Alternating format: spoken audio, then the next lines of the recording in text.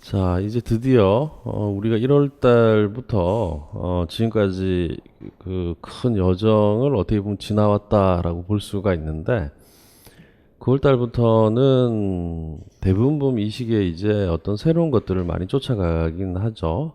그런데 이제 우리는 새로운 것에 관련되는 자료가 안 나간다는 것은 아닌데 기존에 알고 있는 것들을 이 시기에 정리하는 시간을 일단 가져야 되고, 또 교육학은 특성상 맨 마지막까지 사실은 포기해서는 안 되는 어떤 특성을 사실은 가지고 있어요. 왜냐하면 이제 뭐 누누이 제가 말씀드렸지만 전공은 출제자에 따라서 굉장히 많이 상이한 특성을 가지고 있고, 교육학은 교육학 교수들이 단독적으로 문제를 자기 주관대로 휘두르면서 문제를 이렇게 낼 수 없는 시스템을 가지고 있어요. 그렇기 때문에 그 문제가 가지고 있는 각각의 그 고유의 어떻게 보면 체계성, 또 거기에 또 대처할 수 있는 매뉴얼들, 이런 것들을 정확하게 잘 숙지하고 반복해서 나가면 그것이 이제 최종 합격에서 결국 도움이 될 수 있는 어떤 부분이기 때문에 이건 뭐 포기해야 될 이유는 사실은 없다. 그러나 이제 전공 같은 경우에는 9월달 이 시기에 처음 나타나는 선생님들이 있어요. 그래서 이제 공부를 좀 해온 선생님 같으면 모르겠는데 그럴 때가 가장 이제 아쉽죠. 아직 이론이 안 됐기 때문에 어, 미뤘다가 이제 문제 한번 풀어보려고 했다, 이렇거든요 보통. 그런데 실제 문제를 보면 문제가 잘 안 풀려요. 그러면서 이제 이게 흔들리기 시작을 하는 겁니다. 그래서 모든 문제풀이는 사실은 뭐 아주 효과적으로 봤을 때 어, 이론을 다시 정리하기 위한 하나의 그 발판에 지나지 않는다라는 겁니다. 이게 제가 입시하고 굉장히 다른 그 어떤 임용이 가지고 있는 가장 큰 어떻게 보면 특성이라고 볼 수가 있는 거죠. 그래서 일단 전공 공부를 굉장히 잘 정리를 굉장히 잘하는 게 필요하고, 일단 교육학 같은 경우에는 9월 달부터는 이게 통합적인 부분이죠. 그러니까 일단 제 강의가 추구하는 부분에서 일단 정확성이에요. 그래서 답안을 쓸 때 결국에는 보다 조금 더 정확한 언어를 가지고 답안을 조금 이렇게 시작을 하고, 거기에 맞춰 자기가 알고 있는 부분에서 부연은 좀 더 들어가도 감점은 없으니까 그 부분에서 맞춰가지고 일단 답안을 일단 쓰는 부분의 훈련입니다. 그래서 교육학 글쓰기가 전공 글쓰기에 일단 피해가지 않도록 가급적이면은 결국 이제 그런 어떤 부분에서 이제 정확성하고, 그리고 또 보다 정리하는 어떻게 보면 차원, 이런 부분이 이제 9월달, 10월달에 이렇게 이루어질 수 있는 그런 어떤 부분이라고 할 수가 있는 거죠. 결과적으로는 뭐 시험 잘 보기 위해서 일단 강의를 하는 거니까 너무 심플하고 너무 정확했는데 이제 그럴 때 문제는 적용을 잘 못하는 형태죠. 적용을 잘 못하는 형태. 그러니까 그 시험을 바로 망치게 되는 거고, 나와서 답을 찾아보면 쓸 수 있었던 건데 이제 이런 부분들이 굉장히 많이 나타나게 되는 겁니다. 이제 그게 그 가장 큰 원인이 9월 달부터 11월 이 사이에 공부하는 방법에서 그 부분이 바로 결정이 된다라고 볼 수가 있는 겁니다. 그래서 강의에서는 문제 조건을 제대로 보고, 그리고 가급적이면은 이때까지 어떻게 배워왔는지는 모르겠지만 결국에는 보다 조금 더 정확한 부분에 답안을 쓰고, 그리고 또 자기가 아는 걸 부연으로 써도 되지만 이 조건이 4개죠. 스스로가 이제 브레이크가 안 걸릴 때가 있어요. 그래서 하나의 조건 부분에서 굉장히 많이 써서 뒤에 게 이제 글의 체계성이 무너진다든지 뒤에 가서 쓸 수 있는 부분을 놓치는 부분들도 60분 내부 안에 방지를 해야 되기 때문에 바로 이제 그런 것들을 또 제대로 또 연습할 수 있는 그런 게 바로 9월 달부터 나가는 교육학 논술의 어떻게 보면 특성이다. 이렇게 제가 정의할 수 있겠습니다. 이 부분에서 제가 이제 해설을 하고 나서, 뒤에는 이제 7월 달하고 8월 달하고 다르게, 이걸 가지고, 소위 통변을 할 겁니다. 통변을. 원래대로 하면 선생님들께서 이제 학부 과정이나, 교육학을 좀 잘 아는 상태 같으면, 앞부분에 그 통변하는 부분들이 먼저 이렇게 올 수 있지만, 적어도 이제 한 8월 정도까지는 교육학에 관련되는 이론들이 완성이다. 이렇게 되기가 좀 어려운 어떤 특성들이 있기 때문에 9월 달부터는 거기에 중점을 둬서 매 문제 부분을 풀고 나서 통변이라고 한다는 것은 뭐냐면은 제가 늘 강조했지만 탁사노미를 굉장히 강조한다. 그래서 분류학적 관점을 굉장히 강조한다라고 제가 말씀드렸죠. 모든 이론은 전부 구조를 가지고 있다. 다 구조를 가지고 있다. 제가 볼 때는 이 교육학 내부 안에서 구조는 한 6개 정도가 된다고 봐요.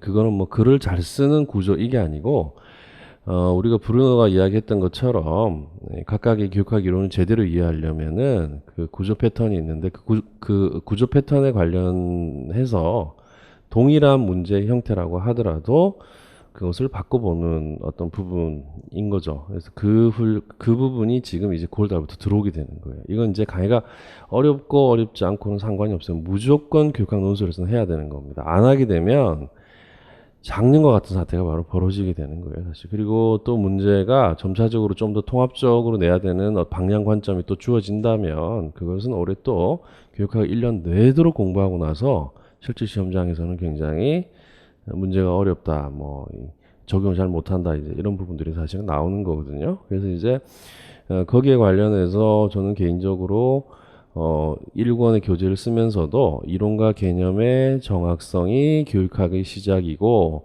그 완성은 적용에 있다라고 이야기를 했어요. 그래서 이론과 개념의 정확성이 없는 상태에서 뭐를 적용하고 쓰는 거는 이거는 엉터리예요. 그래서 이 시험은 창의성도 아니고 고등 사고 능력을 기르는 것도 절대 아니에요. 문제 조건 볼 때 조금이지. 나머지 부분은 이론과 개념의 정확성을 가지고 주수로 변화를 통해서 그 문제를 맞게끔 어떻게 적용시키는 부분입니다. 그래서 단언컨대 아무나 할 수 있는 강의는 아니에요, 사실상. 그래서 선생님들께서 제가 보면 이제 각 교과에 관련해서 보면 이제 뛰어난 그 재원들, 그래서 그게 좀 흥미로운데요, 사실은.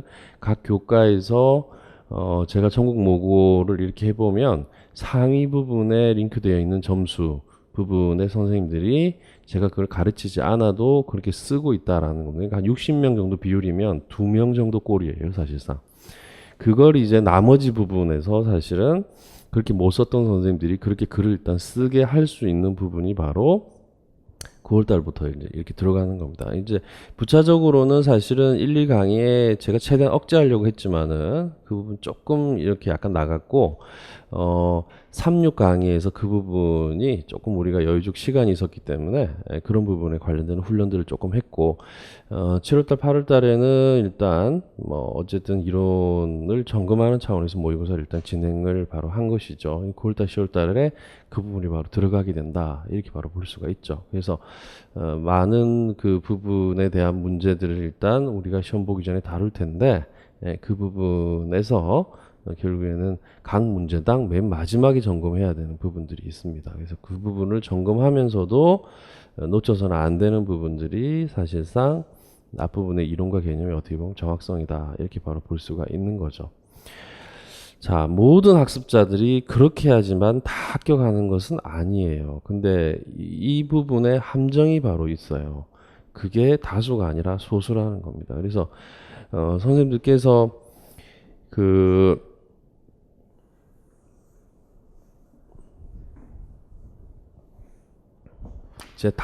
제 단연간 경험을 보면 이게 이제 뭐 개념이든 아니면 이제 이 위쪽의 이론이든 이게 문장 형태죠. 문장 형태라는 말은 뭐냐면 각 이론과 개념, 이 개념들이 모여서 이론이 되는 거 아니겠어요, 그죠? 그래서 여기에 관련되는 일반적인 데피니션이 있어요. 근데 이게 어렵단 말이죠. 이게 어려우니까 전부 뭘 드냐면 예를 들어요. 사실상 필요한 겁니다, 사실은. 자, 필요하지만은 결국에는 이걸 이해하기 위한 형태의 예예요, 설명이고. 책도 마찬가지입니다, 사실은. 그럼 나중에 버려야 될 거는 뭐다? 이걸 버리고 가지고 있어야 되는 거는 이걸 갖고 있어야 돼요. 안 놓쳐야 돼요. 임고에서 결국에는 이게 안 되기 때문에 1차에서 고득점이 안 나오고 오랜 기간 동안 공부를 해서 실패하거나 오랜 기간 동안 공부를 해도 10년을 공부해도 실력이 안 느는 근본적인 이유가 바로 여기 있는 겁니다. 그리고 이와 관련돼서 부수적인 형태의 자료, 교재, 이런 것들이 원 문장을 이해하기 위해서 이런 것들이 필요한 것이지 이 자체로 만약에 답안으로 들어간다. 이 강의자의 설명이겠지. 이렇게 되면 소수를 선발하는 임용시험에서 고득점이 절대로 나올 수가 없어요, 사실상. 그래서 그 지점에서 아직도 안 늦었기 때문에 교육학도 마찬가지지만 전공 공부를 하실 때도 이제는 뭐다. 지금까지는 그렇게 공부를 했다고 하더라도 이제는 버려서는 안 되는 게 원래의 객관적 정의의 형태입니다. 나머지는 다 버려도 되지만 그렇게 해서 일단 모아서 가는 거야. 모아서 가면 시험장에서 부연으로 쓸 수 있는 이런 것들은 그냥 답안이 나오게 되어 있어요, 뒤에. 그래서 그 지점을 선생님께서 안 놓쳤으면 하는 게 제 개인적인 어떻게 보면 생각이다라고 볼 수가 있는 겁니다. 자, 이게 이제 통합 논술이기 때문에 또 이제 첫 번째 문제를 풀고 두 번째 시간 이렇게 가면서 또 여러 가지 우리가 이제 말씀을 좀 드렸지만은 유의사항들 중간중간에 또 약간 체크해보는 그런 시간들을 갖도록 하겠습니다.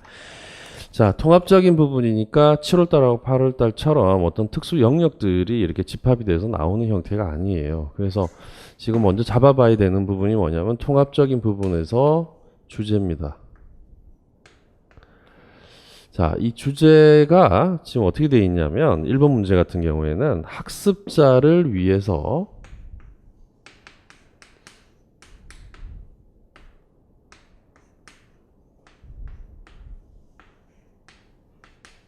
필요한 교육 과정입니다.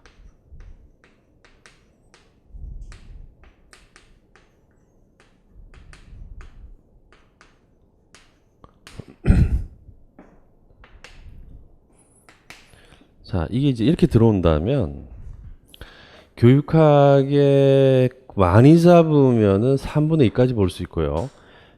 적게 잡으면 2분의 1까지 사실은 볼 수 있는 부분이라고 이렇게 생각을 하는데요. 학습자를 위한 교육과정이다 이러면 우리가 교육심리적 관점에서 봤을 때는 어때요?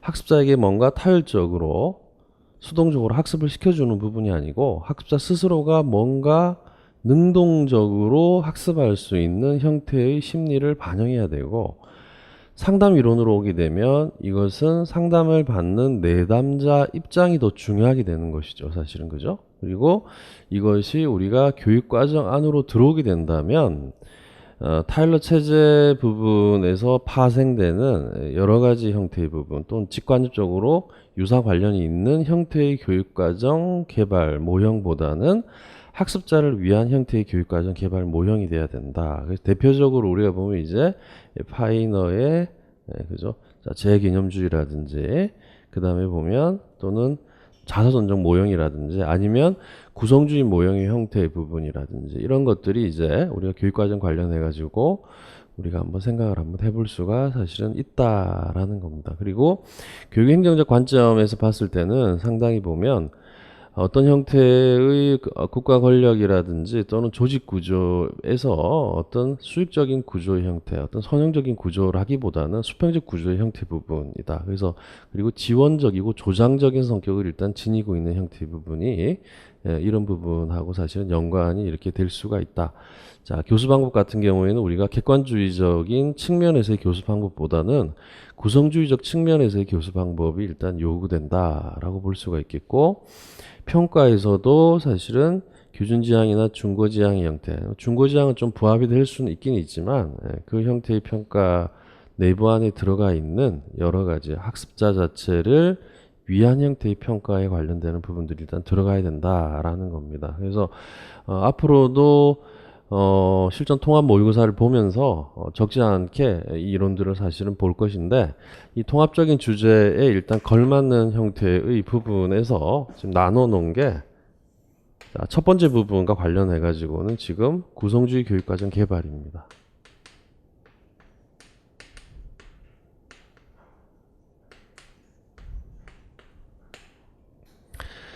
자, 교육과정이 나왔죠, 그죠? 요거하고 이제 이렇게 연결될 수 있는 게 이제 자, 아이즈너의 교육 목표.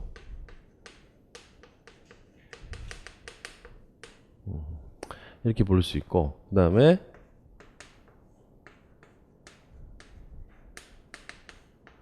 자, 교육 내용은 선정과 조직이 있죠. 자, 조직은 굉장히 한번 또 기출이 됐고 아주 일반적으로 다 적용이 돼야 되는 측면이 있는데 이 선정적인 측면을 보면 상당히 학습자를 요구하는 형태의 부분들이 분명히 존재합니다. 문제는 그렇게 안 냈지만 그 선정 원리 부분 그 내부에 보면 학습자 위주로 해가지고 또 이렇게 선정되는 이런 형태의 원리들이 분명히 나오거든요. 자, 그 다음에 자 교육 방법 같은 경우 구성주의 교육 방법이죠. 자, 인지적 도제 부분이 나오게 되고 그 다음에 이제 기존 교육 과정의 형태라든지 어떤 교육 사회학적 관점에서 봤을 때는 어떤 기능론이 추가돼서 개인의 능력 자체를 잘 펼칠 수 있고 그것으로부터 나타나는 능력차 이런 부분들을 너무 당연하다고 생각하는 형태의 관점보다는 뭐다? 교육 격차의 문제를 진단하면서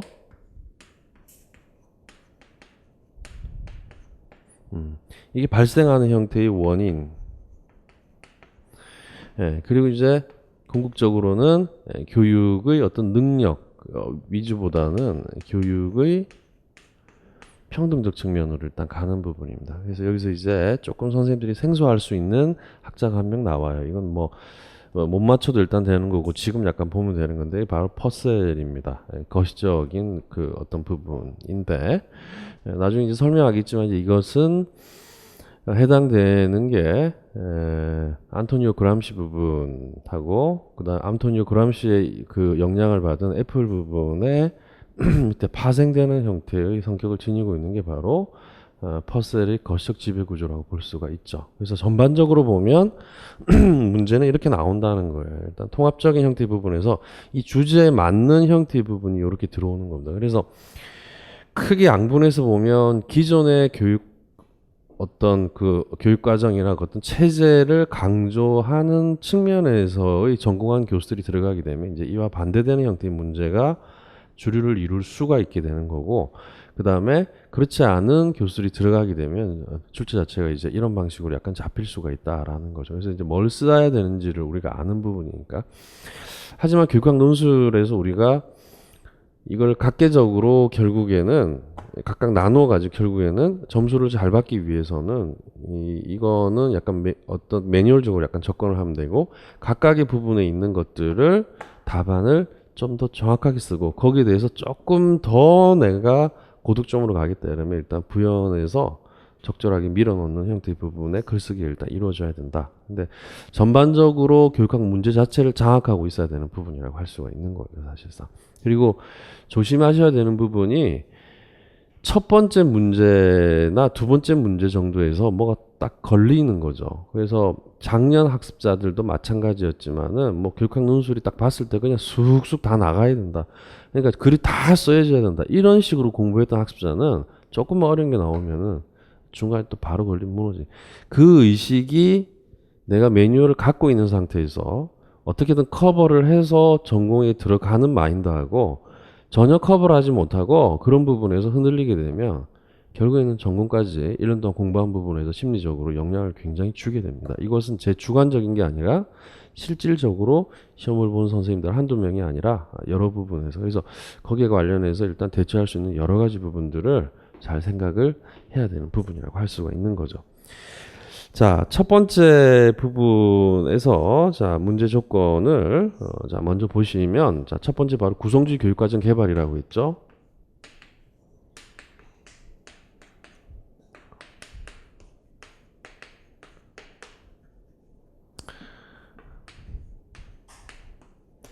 자, 구성주의 교육과정 개발이 나오는데 이 구성주의 교육과정 개발하면 딱 떠올려야 되는 부분들이 있죠. 딱 떠올려야 되는 부분이 뭐냐면 학생 자신의 삶입니다. 초점이.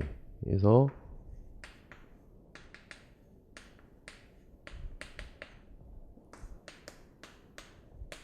여기에 초점을 둬야 되는데 구성주의의 근본적인 부분은 학생 개인의 삶과 더불어서 동료 부분까지 이렇게 확장이 돼야 되는 부분이에요. 사실상. 그래서 여기서 나오는 부분이 바로 뭐가 나올 수 있냐면은 공동이라는 단어가 나올 수 있게 되는 겁니다. 그리고 또 한 축은 어떤 축으로 갈 수 있냐면 삶의 일상생활에 관련되는 삶의 초점이 바로 주어지기 때문에 사실상 삶에서 연습해서 학습한 거를 스스로 학습한 거를 뭐 하는 거 적용하는 부분까지 가야 구성주의 어떤 교육과정과 관련해서 우리가 이해할 수 있고 이것은 구성주의 교육과정의 영향을 받는 일반적인 형태의 교수 방법 내부 안에도 이 포맷으로 되어 있는 겁니다. 초점은 여기에 맞추지만 결국에 이 부분까지 확장이 바로 되어야 되는 그런 어떤 특성들을 일단 지니고 있죠. 자, 그럼 이제 구성주의 교육과정과 관련해 가지고 구성주의 교육과정의 일반적인 개발에 관련되는 데피니션을 쓸 수 있어야 되겠다. 자, 구성주의 교육과정을 개발할 때는 학생들이 뭐 하게 된다? 지식을 가르쳐 주는 게 아니라 스스로 학습하게끔 할 수 있는 형태의 어떤 방향으로 자, 개발이 일단 돼야 되겠죠. 그죠? 그리고 뭐라고 스스로 자신이 뭐 한다? 문제 해결을 하는 겁니다.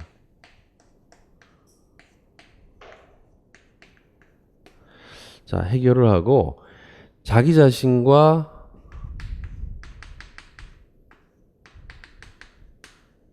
자, 집단의 문제 해결을 하는데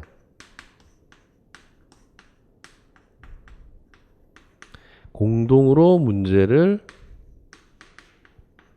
해결하도록 자, 그대로 따라 들어오죠.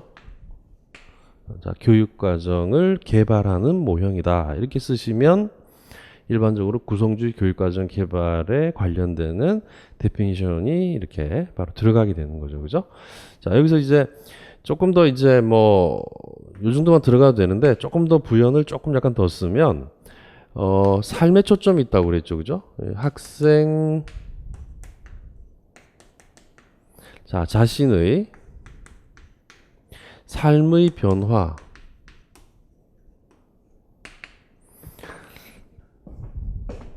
자, 구성주의는 결국에는 그 이탈리아 철학자인 비코로부터 영향을 받고 이것이 교육학 내부 안에서는 주의에게 이렇게 내려오는 게 그러니까 역사와 경험이 이게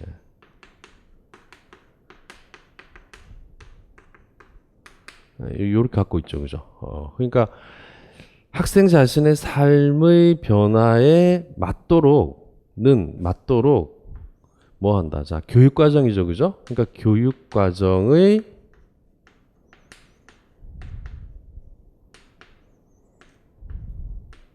체제를 그대로 써주면 되는 거예요, 결국에는.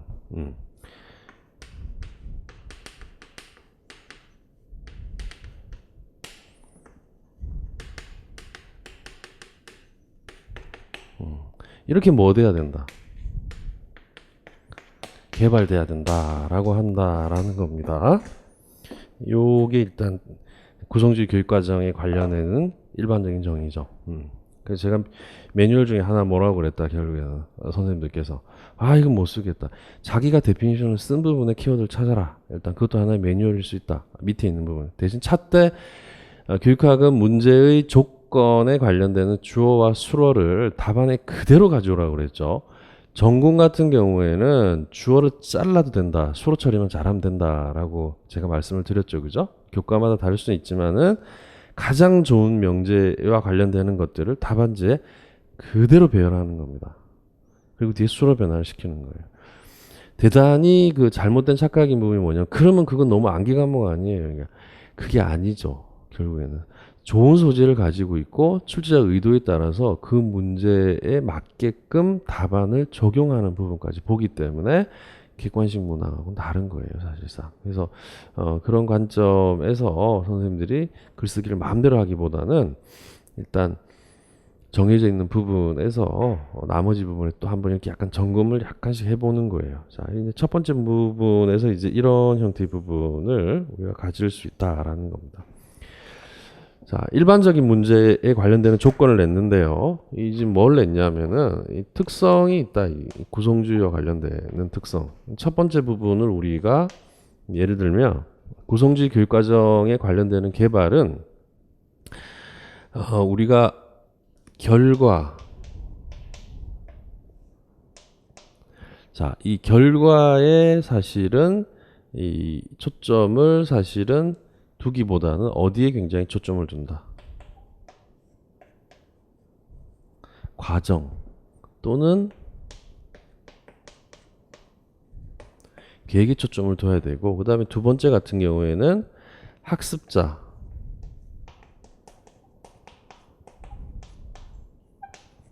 이해에 초점을 둬야 되고, 세 번째는 이 학습자가 이해하는 뭐다. 방법이 각각 다 다르다. 이렇게 생각을 해봐야 되고, 네 번째 같은 경우에는 지식과 관련해서 절대적인 지식적 체계가 아니죠. 이때 지식 체계는 각 개인마다 다르니까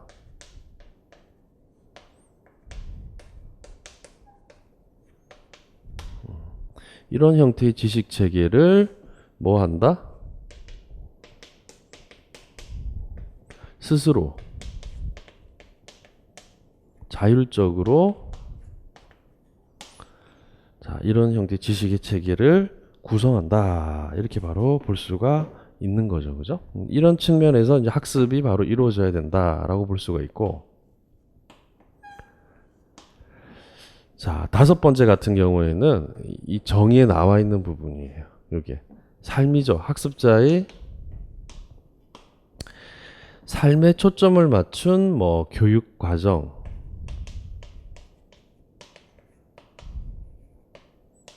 가장 대표적으로 교육 내용이라고 할 수 있습니다. 키워드 점검해보고 사고하면 따라오는 거죠. 판사하는 거 다 외우려고 하면 못 외웁니다, 선생님들. 그래서 못 외우는 선생님들을 위해서 7월달하고 8월달에 계속 못 외우면 자주 가라. 그냥 읽어만 줘도 된다. 정말 그 오랫동안 공부한 선생님들 스스로가 짚어봐야 되는 문제는 혹시나 내가 너무 잘 아는 문제라고 해서 그냥 넘어간 부분은 없는가를 생각해 보십시오, 사실은. 그래서 자주만 가져도 맨 마지막에 시험장에서는 바로 떠오를 수 있다라는 겁니다. 거기 자기가 본 언어에 대한 확신을 일단 가져야 된다라고 하는 부분이 제가 7월달, 8월달에 거의 마지막 부분에 모의고사 할 때도 제가 말씀드렸듯이 스티브 잡스에 관련된 이야기를 했었죠. 제가 이제 어떤 유명한 사람들을 인용해가지고 이야기하는 거 하도 많이 하기 때문에 명사들이 이제 그런 강의는 그렇게 뭐 이렇게 제가 가급적이면 하는 걸 좀 지향하는 부분인데, 하나는 딱 확실한 거예요. 자기 자신이 지금 현재 하고 있는 부분이 미래와 맞닿아 있다고 반드시 생각이나 확신을 일단 가져라 라고 하는 측면입니다. 선생님들한테도 그 부분이에요.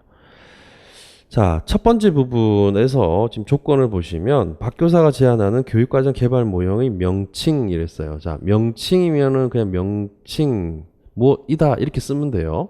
그 다음에 유형이다라는 조건이 나오면 그것도 똑같이 뭐뭐이다 쓰면 됩니다. 근데 개념이다 이렇게 나오면 일반 전공에서는 유형과 명칭 쓰듯이 그냥 개념 쓰면 되는데, 교육학의 독특한 부분의 조건이 뭐냐면 개념은 그 개념을 데피니션 정의하다라고 하는 조건입니다. 사실 교육학에서는. 그래서 이제 그렇게 써주시면 돼요.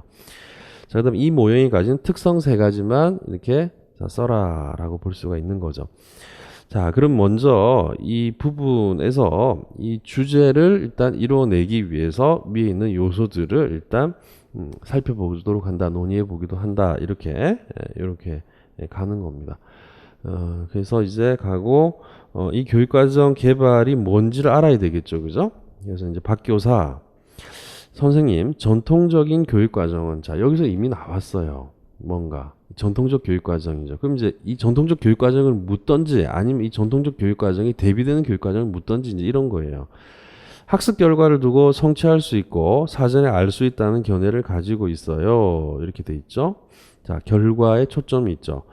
교육과정이 이런 관점으로 설정되면 목표나 내용, 교수 활동이 너무 한정되는 것 같네요. 라고 이제 의문을 제기하는 겁니다. 김 교사, 그렇죠. 실제 학교 현장에서 교육과정은 그렇게 운영되어 왔지요. 학습 결과의 성취와 그것에 맞는 목표나 자, 내용 및 교수 활동, 나아가 평가 역시 사전에 알 수 있다는 주장은 맞지만 이렇게 돼 있어요. 그러니까 이게 사전에 학생들이나 교사들이나 뭔가 사전에 알 수 있다는 주장은 맞다라는 거예요. 이게 우리가 이제 그 전통적 교육과정과 구성주의 교육과정, 그 다음에 전통적인 평가와 수행평가의 교집합인데, 구성주의나 또는 구성주의 교육과정 개발 모형이나 어떤 평가 부분에서의 또 조금 다른 측면이 있죠. 근데 이제 양쪽 다 뭐예요? 이분법적으로 보면 안 된다. 그래서 구성주의도 뭐예요? 목표나 내용 및 교수 활동 나아가 평가 역시 사전에 알 수 있다는 주장은 맞지만 모든 학생들이 학습 결과의 성취를 공유하는 결과를 낳는 것은 아니라고 봐요. 라고 돼 있죠. 우리가 이제 그 평가에서 결국에는 그 규준지향 평가든 중거지향 평가든 이걸 전제하는 거죠. 양쪽 다 보면, 그죠? 규준지향 평가는 이게 이 서열이 나눠지는 게 너무 당연하다고 보는 거고, 중거지향 평가는 결국에는 이 부분이 다 성취 안 되니까 성취되도록 만들기 위한 부분에 있는 겁니다. 그죠? 자, 박 교사, 네, 그렇다고 볼 수 있어요. 그래서 저는 학생의 입장에서 교육과정을 구성할 수 있는, 자, 이 부분이 나왔죠. 학생의 입장에서 교육과정을 구성한다. 이 부분에 단서가 주어졌고요. 구성이라는 단어도 주어졌어요. 교육학은 이렇습니다. 그래서 선생님들이 체계적으로 자주 가보면 이런 단어들이 그냥 자연스럽게 들어오는 거예요. 자연스럽게. 말은 맞는지 모르겠는데 저는 좀 다르게 지금 선생님들 한번 생각 한번 해봐야 되는 부분이에요. 이 직관이라는 용어가 있는데 이 직관이라는 용어는 이 임용에서 가장 피해야 되는 부분이 직관이 있어요. 이 정서적 직관입니다. 우리가 과거에는 이 직관이 시간과 공간을 초월해서 모든 인간이 타고나는 거라고 봤어요. 근데 지금은 이 직관을 후험적이란 말을 써요. 좀 어려운 말로. 후천적으로 이 직관이 형성되는 거예요. 근데 정석 직관이라고 하는 거는 뭐냐면 우리가 살아가는 데는 굉장히 프랙티컬한 부분이에요. 어떤 거에 대해서 이걸 하게 되면 나한테 큰 고통이 온다. 아, 이거 안 할래. 어떤 거는 기쁨이 온다. 그럼 아, 이거 할래. 이렇게 학습이 되어 왔다는 거예요. 어릴 때부터. 그러니까 좀 힘든 부분이나 이런 부분들은 몸부터가 반응하는 거예요. 요게 임용시험 보는 데는 임용시험을 평생 볼 건 아니잖아요. 그죠? 요게 굉장히 제가 볼 때는 악영향으로 작용합니다. 그래서 이거를 부추기는 이게 바로 문제인 거예요. 중요한 거는 사실은. 근데 이 직관이 나쁜 것만 있는 게 아니에요. 이 말을 좀 붙이니까 이상하지만 이런 말은 잘 없지만 좋은 직관이다. 좋은 직관이라고 하는 게 뭐냐면 객관적인 언어를 후천적으로 형성되는 거니까 자주 건너뛰면서 자주 반복을 했다 이러면 그 직관이 어떻게 형성된다. 좋은 직관이 형성되니까 시험장에서 지문이 들어와요. 시험장에서는 뭘 막 모든 문제를 생각하고 추론하고 이렇게 풀 수 있는 게 아니에요. 직관적으로 반응하거든요. 이게 굉장히 큰 겁니다, 사실은. 그래서 이 부분 같은 경우에도 선생님들이 혹시 구성주의 교육과정 개발 모형을 놓쳤다라고 한다면 구성주의 교육과정 개발 모형을 이론에 들은 것을 앞부분으로 가서 7월달, 8월달에 수없이 갔죠. 갔으면 한번 갈 때마다 정리를 또 쭉쭉 했으면, 그죠? 그 원인은 하나 하고, 나머지 부분에서 이제 하나는 뭐냐면, 이 지문 부분을 잘 못 본 거죠. 왜 못 봤는지를 생각을 잘 한번 해보십시오, 사실은. 그래서, 그 두 가지 부분에서 자기 스스로가 어떤 문제가 있는지를 요 시기에 조금씩 점검을 해서 복습을 할 때도 하고 나가야 되는 부분이에요, 오히려. 그래서 지금 학생 입장에서 교육과정을 구성할 수 있는 이게 나왔고 새로운 교육과정 개발을 모색해야 한다고 봐요. 국가나 지역 학교 등의 기관들이 행사해온 교육 내용에 대한 통제를 교사와 학습자에게 되돌려 줌으로써 자, 그러니까 통제를 스스로 하게끔 되돌려 줬다는 거예요. 그들이, 자, 단서가 나오죠. 자신들의 삶을 변화시키는데 필요한 방식으로 교육과정을 개발해요. 그래서 지금 학생 입장에서 교육과정 구성, 자신들의 삶을 변화시키는데 필요한 방식, 이 부분입니다. 그래서 이게 안 들어왔다는 거는, 선생님들이, 자주 안 갔다는 거예요. 그러니까 공부를 이제 몰아놓고 하니까 뒤에는 이제 교육학이 엄청나게 부담으로 이렇게 다가오면서 결국에는 전공 부분을 해야 되는 발목을 잡게 되죠. 그렇게 되면 이제 뒤에는 어떻게 되냐면 그냥 어떻게든 되겠지. 이러고 들어가는 거예요. 결국에는. 그렇게 해가지고 뭐 전공 점수 워낙 월등히 받아버려. 그러니까 이제 오기를 부리는 거지 이제. 뭐 전공에서 월등히 받아버리면 된다. 문제 전공에서 월등히 안 나오면 어떻게 할 거야 사실은. 대부분이 안 나옵니다. 대부분이 사실상. 그래서 공부를 그렇게 했기 때문에 그래요.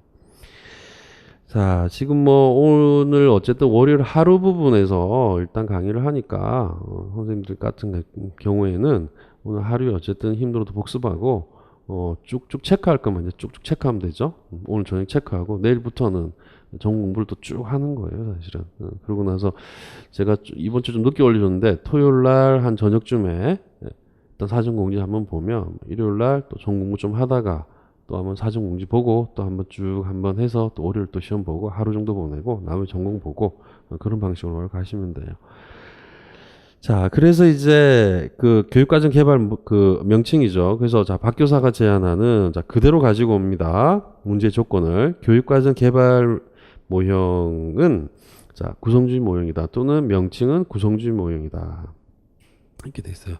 자, 그리고 이제 일반적인 데피니션을 씁니다. 그래서 구성주의 교육과정은 개발에 있어서 학생들이 추상적인 개념과 방법들 구성하고 자신의 문제를 해결하며 개인과 집단의 목표를 달성하고자 하는 신념을 갖도록 하는데 목적을 둔다라는 거죠. 제일 처음에 경험이니까 처음에는 구체적인 걸로 들어가는 거예요. 근데 학습자 스스로가 추상적인 방식으로 가는 겁니다. 근데 우리가 보통 보면 수학 교과나 기타 다른 교과들 보면은 추상적이죠. 그러니까 학습자들이 못 따라오는 학습자들이 거기서 있는 거예요. 관념적으로. 제가 교원대에서 수학 교육 전공하는 친구들 물어봤어요. 다 공통이. 왜 수학을 전공하게 됐냐고 물어보니까 다 하나같이 뭐라고 이야기를 하냐면 어릴 때부터 그냥 잘 풀렸어요. 뭐 이거예요. 그러니까 자기 스스로에 관련되는 경험에서 사고의 구조가 그거하고 맞는 거예요, 사실은. 근데 본인들한테는 그게 경험이지만 풀리는 경험이지만 일반적인 학생들한테는 안 맞는 학생들한테는 공부를 할 때 그런 방식으로 공부를 하는 것보다는 구성주의 방식으로 공부를 해서 결국에는 많은 것들을 학습할 수 있는 그런 학습자 유형이 분명히 존재한다는 겁니다, 사실은. 그렇지만 결국 학문은 어떻게 가야 된다? 우리가 배우는 학문은 그렇게 공부했다 하더라도 뒤에는 추상화 시킬 수 있어야 돼요. 그러지 않으면 그거는 그냥 전해져 내려오는 집안의 할머니가 이렇게 준 비법, 어머니가 준 비법, 그 다음에 학교 간 친구가 서브노트를 준 비법, 이런 거예요, 사실상. 자, 그렇게 우리가 볼 수 있고, 이 교육과정 개발의 특성 세 가지입니다. 지금, 자, 결과도 중요하게 일단 여긴다. 계획이 없었던 학습 결과. 그래서 이제 계획뿐만이 아니고 계획이 없었던 학습 결과를 중요하게 생각한다라는 겁니다. 둘째, 학습자의 이해가 교육과정 개발의 출발점이 된다라는 겁니다. 자, 셋째, 학습자의 이해에 도달하는 길이 다르다는 것을 자, 인정한다라고 돼 있죠. 그죠? 자, 이 측면에서 우리가 결과보다는 과정과 계획을 굉장히 중요하게 생각한다. 이거는 뭐예요? 요 이후에 나온 결과예요. 이 결과는 어떤 결과입니까? 계획이 있던 결과죠, 사실은. 그래서 요 결과를 중요하게 생각한다라는 겁니다, 결국. 그러니까 원래의 계획, 지금 문장에서 보면은 요 계획에는 없었다는 거예요, 결국에는. 근데 학습자 스스로가 어떤 과정을 통해서 스스로가 뭔가에 대해서 학습해서 나온 결과를 중요하게 생각한다는 거예요. 이 특성 여러 가지죠. 이건 이제 점수 주려고 결국에는 낸 문제라고 할 수 있죠. 그럼 여기서 만약에 마이너스 된다면 뭐가 마이너스가 될 수 있을까요? 명칭이 마이너스가 될 수 있는 겁니다. 잘못 잡으면. 그 뒤에 것도 사실상 좀 부분적으로 점수가 3점이 포인트가 되겠죠. 그죠? 특성 세 가지를 쓰라고 했기 때문에. 그러면 요렇게 보통상 보면 한 2점 정도밖에 안 나오게 되는 거예요. 제 경험상 봤을 때, 쓸 때. 앞부분이 틀리게 되면 뒷부분도 틀리게 되는 부분이기 때문에 이 부분도 한번 잘 생각해야 되는 부분이다. 자, 그 다음에 김교사가 언급하는 목표 진술 두 가지. 자, 이렇게 되어 있는데, 지금 이 목표 진술이라고 한다는 거는, 자, 아이즈너 부분이 나왔죠. 그죠? 자, 연결이 되는 부분에서.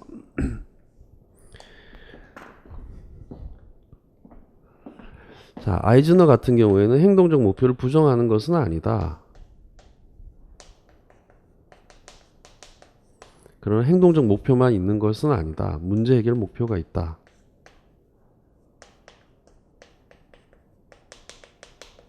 자, 이 문제 해결 목표는 교사 입장에서 이 목표를 전부 다 계획할 수가 없다는 겁니다. 없기 때문에 결국 학습자에게 문제 해결 목표 부분을 이렇게 준다라는 거죠. 자, 그 다음에 표현적 결과 목표.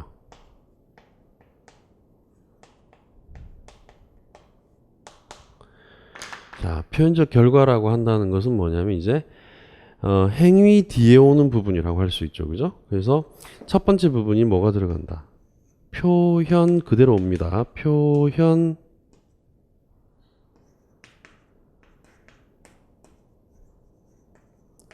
행위가 오고 두 번째가 뭐가 오냐면 산물이 오는 거예요. 표현 행위잖아요. 여기에 전제되어 있는 거는 뭐냐면 이 앞에 뭐가 없다.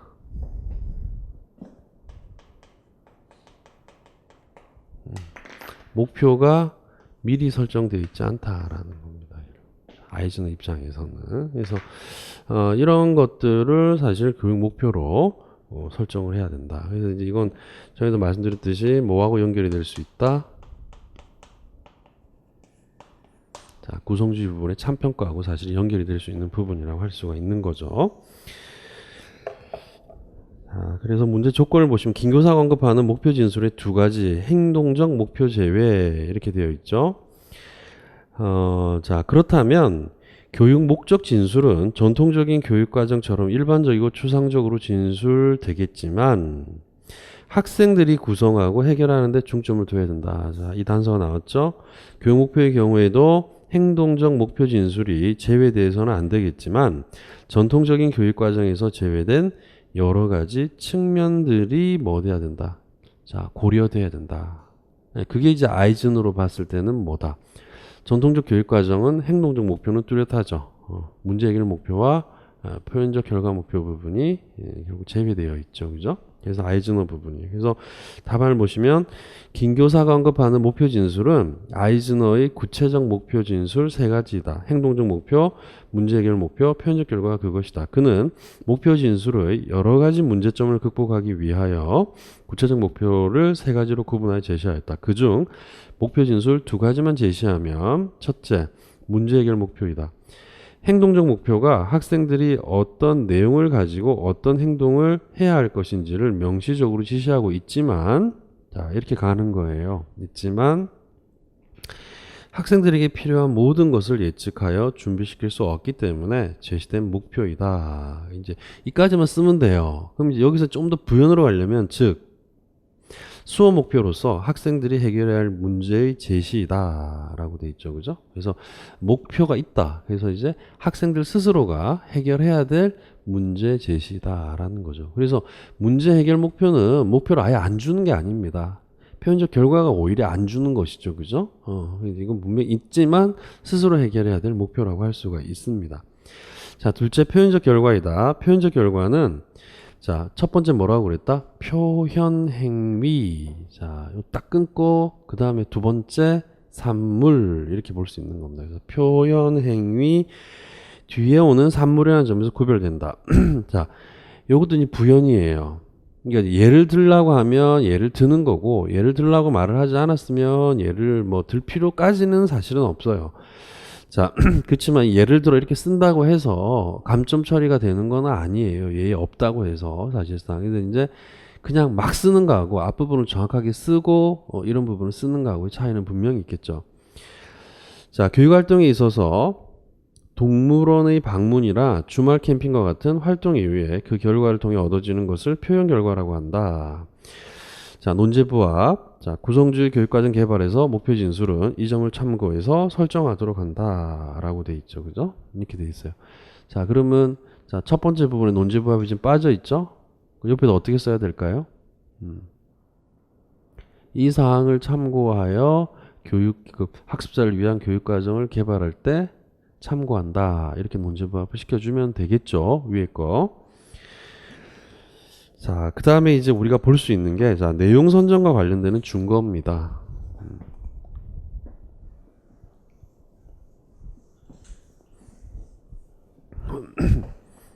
말씀드렸듯이 다 나왔는데 이게 아직 안 나왔습니다. 내용 선정 준거가.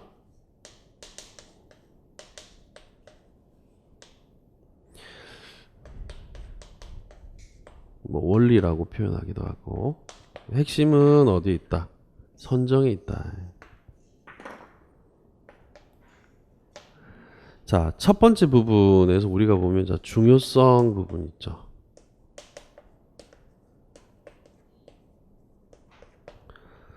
자, 중요성의 원리다라고 한다는 것은 뭘 말합니까? 칠판을 자, 학문 자, 주제죠. 그죠? 학문 주제. 그죠? 굉장히 중요한 거. 중요한 거. 자, 그런데 이걸 쓸 때 선생님들이 습관적으로 이렇게 가면 안 되고 위에 분명히 뭐가 있다 지금. 내용 선정이 있죠. 그럼 앞에 반드시 뭐가 들어가야 되겠다.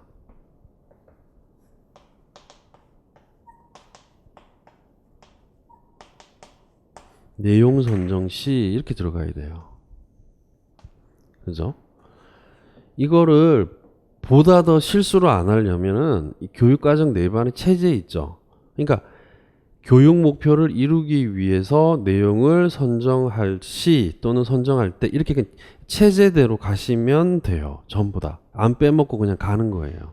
쉽죠? 이거는 다 선정 원리든 조직 원리든. 그런 이제 빠지지 말아야 되는 건 뭐다? 앞부분이에요. 이걸 쓸 때 보면. 자, 내용 선정 시 굉장히 어떤 교육 내용이 학문 주제에서 굉장히 중요하다. 학문이나 주제에서 굉장히 중요하다고 생각하는 것들을 위주로 해서 내용을 선정해야 한다는 원리다라고 볼 수가 있는 거죠. 그죠?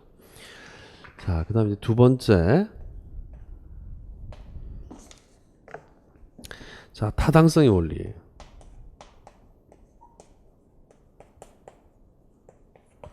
자, 똑같이 뭐다? 자, 교육 내용이 들어오게 되죠. 이건 이제 진실한 거나 믿을 만한 것이어야 한다. 뭐가? 교육 내용이 그렇다라는 거예요. 자, 세 번째.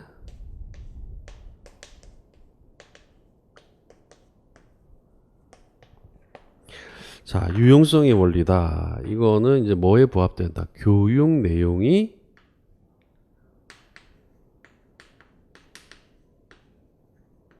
장차 성인 생활을 하는데 뭐 그대로 유용해야 된다라는 거.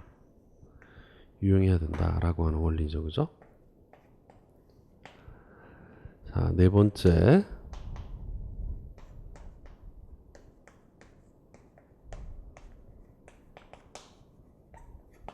사회적 적절성의 원리다. 교육 내용이 자, 발달이 들어오면 돼요. 사회적 발달.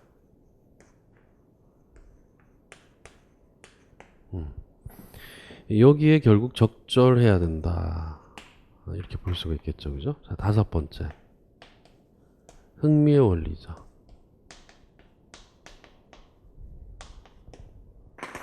자, 이 흥미의 원리 같은 경우에는 교육 내용이 학습자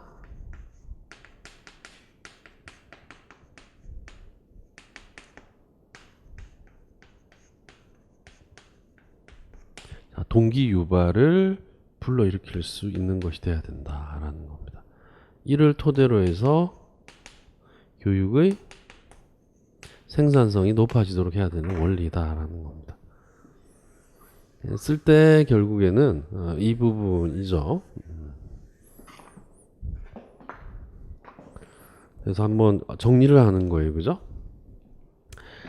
자, 참고로 이제 여기 더해가지고 기출이 됐던 게 뭐냐면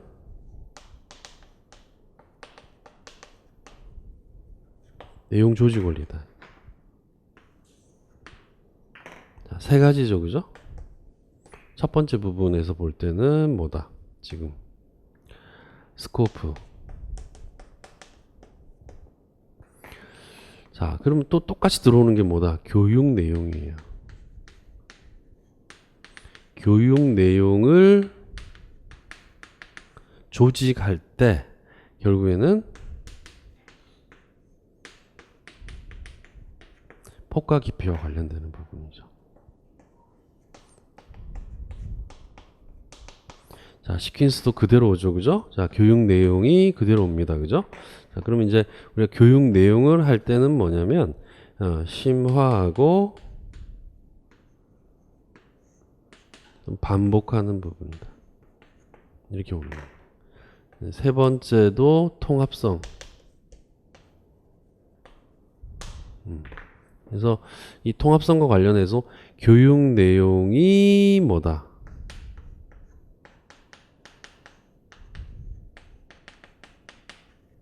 수평적으로 연관되게 하는 것이다. 그래서 교육 내용이에요. 그래서 내용 간 통합입니다.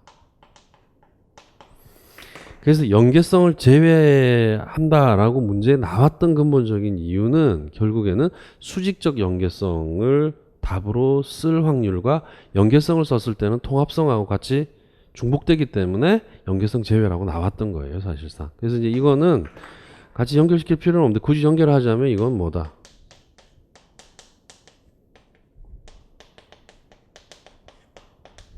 수평적 연계성이라고 할 수 있습니다. 그래서 우리가 교과 간,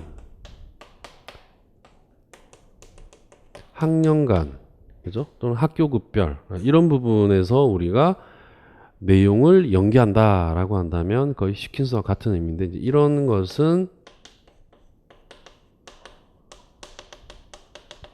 수직적 연계라고 볼 수가 있는 거죠, 그죠?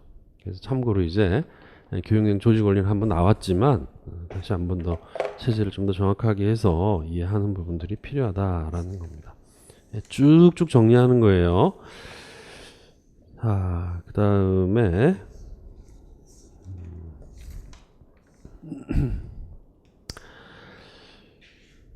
자, 두 가지만 제시하라 했으니까 이제 뭐 이것 중에 제시를 하시면 되겠죠. 박 교사가 강조하는 내용 선정 준거 두 가지는 첫째 유용성의 원리다.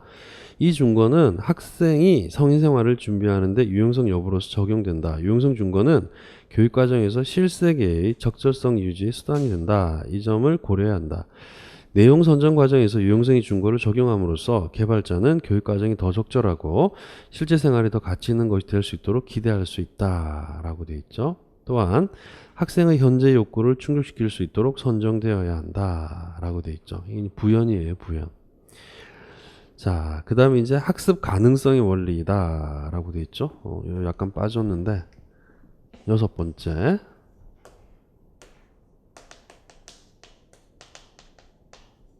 똑같이 모은다. 이 교육 내용이죠. 교육 내용은 어떻게 알아? 최소 수준의 공통분모 축소하라 라는 겁니다. 일단 교육 내용을 선정할 때. 자, 그래서 이 준거는 많은 수의 학생들의 욕구를 충족시키기 위해서는 자, 개인차 고려를 해야 하는데 이 점이 가능하려면 모든 학습자 수준에 적합한 최소 공통분모의 수준까지 내용을 감소시켜야 한다. 이렇게 돼 있죠. 나머지는 이제 참고를 해서 학습자 입장을 참고하여 내용 선거, 준거를 설정하도록 한다. 이렇게 볼 수가 있는 겁니다. 자, 이제 그 다음에 지금 보시면 박 교사가 제안하는 교수 방법의 명칭과 학습자를 중요한 요소로 보는 이유 한 가지, 그 다음에 전문가와 학습자의 역할 각각 한 가지 이렇게 나온 거예요. 그래서 이 답은 보면 어려운 건 아닌데 문제에서 보면 이 문제가 딱딱 끊어져 나오기 때문에 결코 쉬운 부분은 아니죠, 사실상. 그래서 우리가 이제 이 부분을 보시면 인지적 도제죠.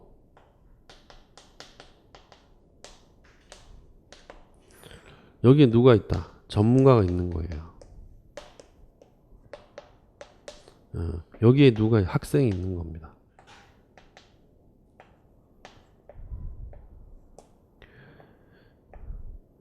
이 학생이 결국에는 의문을 가지고 있는 거예요. 이 부분에서. 그래서 이 전문가가 그대로 이제 학생에게 이렇게 시범을 보여주는 거죠. 어떻게? 인지적으로. 시범을 바로 보여주는 겁니다. 자, 보여주는 형태가 되는데, 이것은 뭐하고 관련을 맺어야 되냐면 시범을 보여주는데,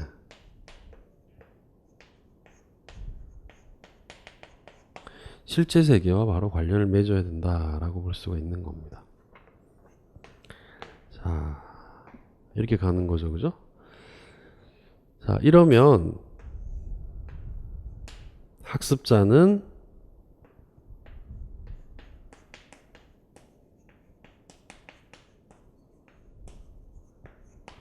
더 큰 실천 공동체의 구성원이 되고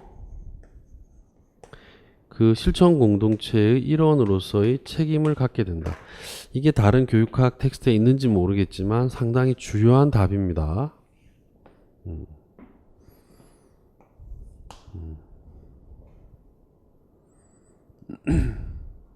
활성화시킬 수 있는 방안으로 쓰셔도 되고요. 여러 가지 조건 부분. 그래서 두 가지. 첫 번째는 뭐다? 구성원. 그다음에 두 번째는 뭐다? 책임. 언뜻 안 들어올 거예요. 이거는 뭐냐면 인지적 도제를 하는 부분의 목적이 그 학습자 개인의 삶으로 제한되는 게 아니라 그 학습자가 처해 있는 실질 생활에 관련되는 생활 세계, 그러니까 일상적인 어떤 생활 속에서 놓여져 있는 공동체, 그러니까 구성주의 일반에서 말하면은 역사적이고 맥락적인 환경 안에 있는 거죠. 그 환경 안에 있는 공동체의 구성원으로서 기능하는 데 쓰여져야 돼요. 자기가 배운 게. 그리고 거기에 관련되는 어떻게 보면 책임감이 필요하다라는 겁니다. 인적 도지와 관련해서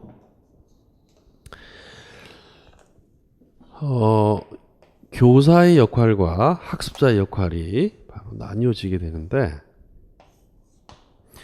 자, 교사의 역할은 뭐 해야 된다? 시범이니까 이게 수행이에요. 자, 시범을 제공해야 되고, 그 다음 뭐 줘야 된다? 기회 줘야 된다, 기회. 구성주의에서는 연습할 기회, 수행할 기회, 참여할 기회. 그죠? 그래서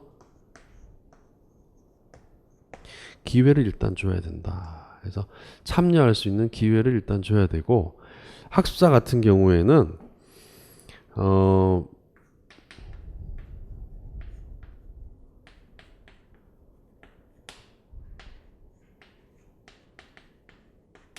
실제적인 문제를 해결해야 되는데, 이 해결하는 거에서 구성주의 어디로 간다고 그랬다?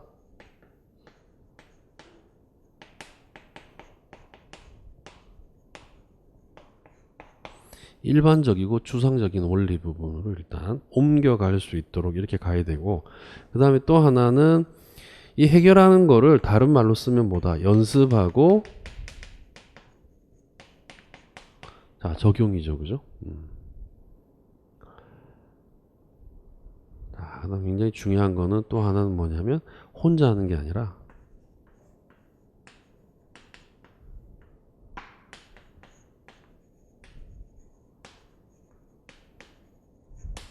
함께 뭐 해야 된다?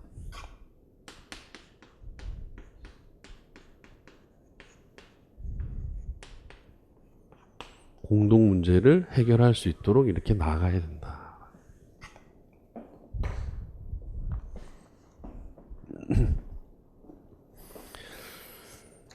자, 첫 번째 조건에서 교수 방법의 명칭인데, 자, 박교사죠, 그죠?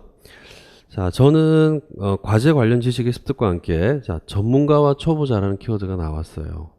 그리고 인지 전략의 차이죠. 그래서 이제 도제긴 도제인데 인지적 도제인데 시험을 통해 보여주는 게 어떨까 해요. 하지만 교육 과정에서 이같이 목표와 내용, 교수 방법이 학교 현장에서 활성화되려면 학교에서 교육 격차를 발생시키는 요인들을 알아야 되고 그 문제의 근본 원인을 해결해야 한다고 생각해요.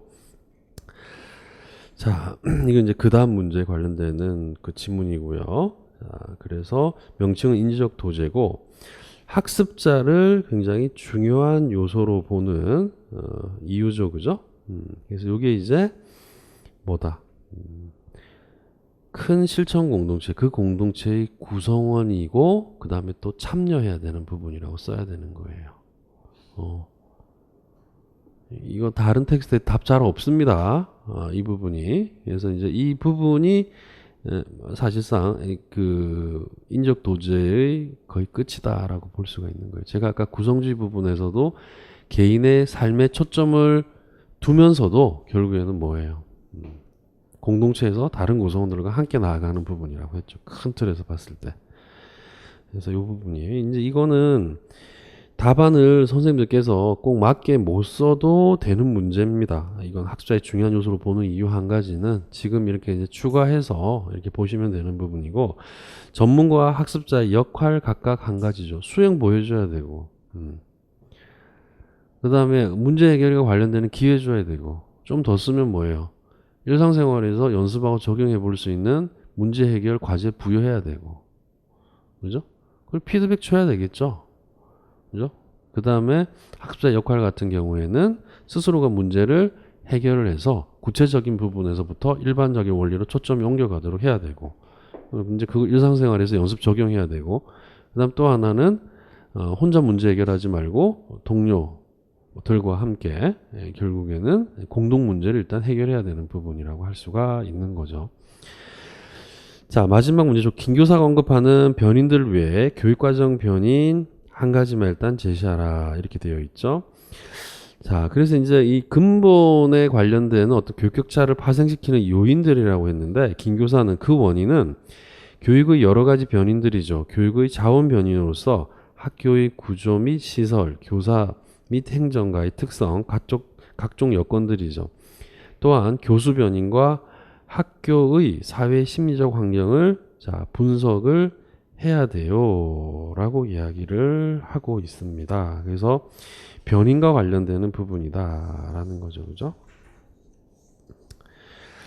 자, 교육 격차의 파생시키는 데 있어서 변인이 있어요. 지금 문제가 나온 게 교육 격차가 나오죠. 교육 격차가 왜 일어나는가? 가장 대표적인 게 콜민 보고서였죠. 뭐다? 환경과 조건이죠. 그죠? 그래서 교육 격차는 첫 번째 부분에서 보면 교육 지원 변이에요.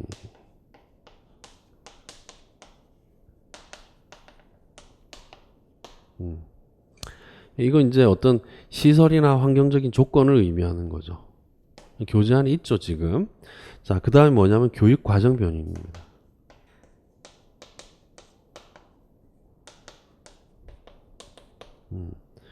자, 교육 격차 부분에서 우리가 표면적 교육 과정.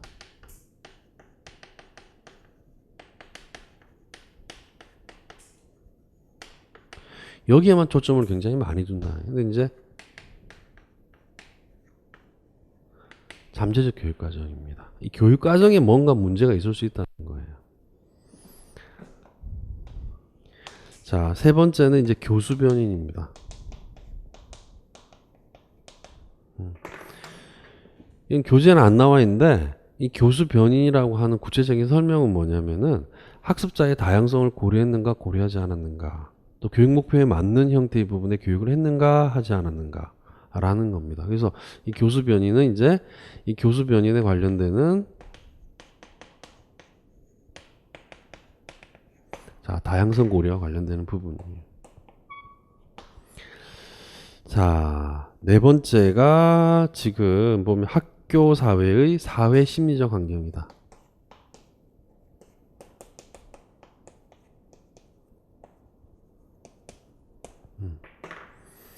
학교가 굉장히 경직되어 있는가, 굉장히 온정적인가, 따뜻한가, 이런 거예요, 결국에는. 이제 그런 어떻게 보면 변인들입니다. 이 변인들을, 우리가 결국에는 고려해서 우리가 교격차 부분을 우리가 논의해야 된다라고 바로 보는 것이죠, 사실상. 가장 대표적인 게 이제 콜맨 보고서가 여기에 초점을 둔 거죠. 예를 들면, 교격차 변인이라고 할 수가 있어요.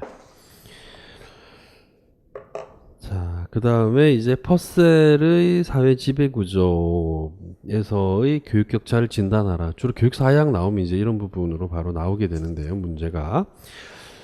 자, 이 퍼셀 부분은 딱 나오는 게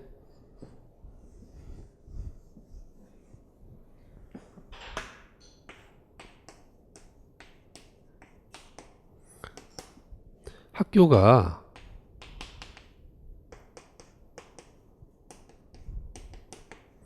지배 구조의 뭐다 이념이란 말을 썼어요. 이 이념을 가리키는 부분이다라고 볼 수가 있는 거죠. 여기 이념이 이렇게 들어온 거죠, 사실상. 그러니까 이 퍼셀은 이념으로 가니까 자 구체적으로 가면 뭐다 재생산 이론은 경제 아니면 문화죠. 이건 여기에 비해서 뭐다 구체적이죠, 그죠? 왜냐하면 그 사회적인 부분에서 일단 토대를 두고 있기 때문에 여기를 두는 게 아니라 이념을 두기 때문에 사실은 이 퍼셀 이론은 뭐다 요걸 미시적이라고 본다면 이건 거시적이에요.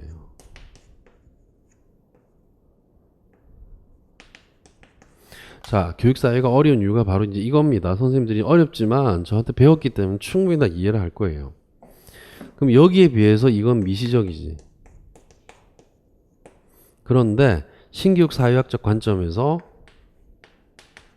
개인의 초점을 둔다면은 이 개인이 뭔가 영향을 받는 부분에서 이렇게 개인이 수동적 영향을 받는 게 아니고 스스로가 뭔가에 대해서 이렇게 사고하고 생각하는 주체로 간다면 이게 신교육 사회학적 관점이라고 할 수가 있는 거죠, 그죠?